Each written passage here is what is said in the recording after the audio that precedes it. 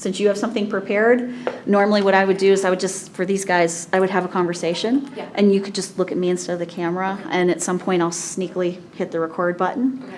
And you're just talking with me. Okay, I so make it will be fun. I make it as simple and Well, easy so if you want to and have a conversation as with me, possible. and then I can also do this, so we can That'd have be both- perfect. Yeah, both you can parts. do your reading out, and then if I think there's anything else that I think you might want to spark off on, then we'll try. Okay. All right, go ahead whenever you're ready. All right. Underachiever, lazy, just a girl, fat, jack of all trades, master of none. These are just a few of the words that were used to describe me growing up. So I didn't try. I didn't care. I was smart, but no one thought I was. I was good at school, but bad at homework.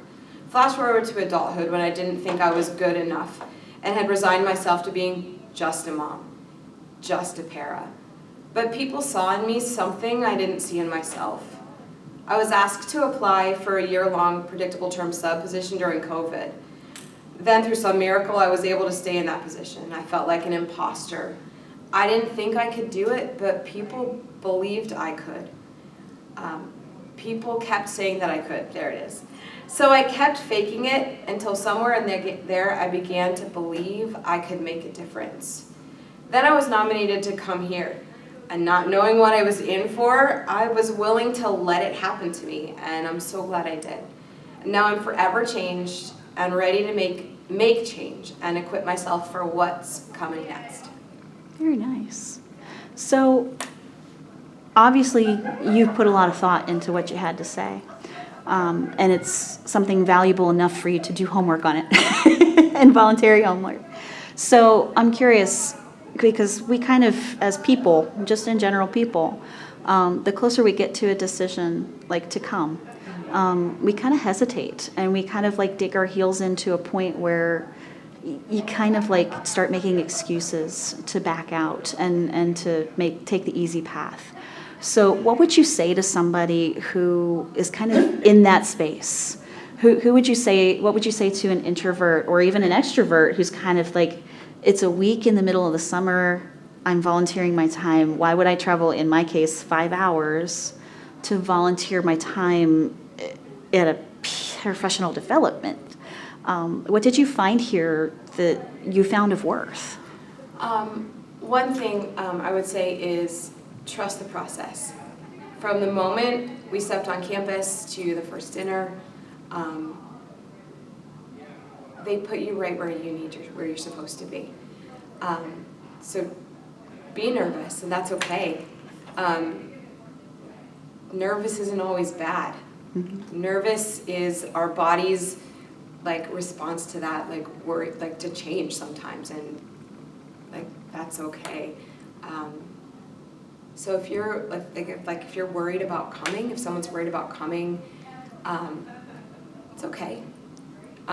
Pack all the things they have on the list. Read the list 27 times like I did. Every morning as I ate my breakfast for the last 2 weeks, I read the list. I ordered the things on Amazon, and I got out my packing cubes and packed way too many things. But it's worth it because you don't know what you're going to find. It's like a treasure hunt. Coming here is like a treasure hunt. And every time you go to a new session or every time someone new speaks, you find a different treasure among what's happening.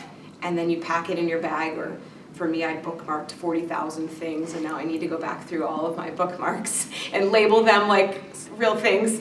But it's so worth giving up a week in your summer. I was actually looking forward to it all summer, and I am an introvert, but once I'm comfortable, then I'm ready to play. Very nice. What would you say to an administrator who might not know anything about KTI? What would their faculty find here that's of value to them?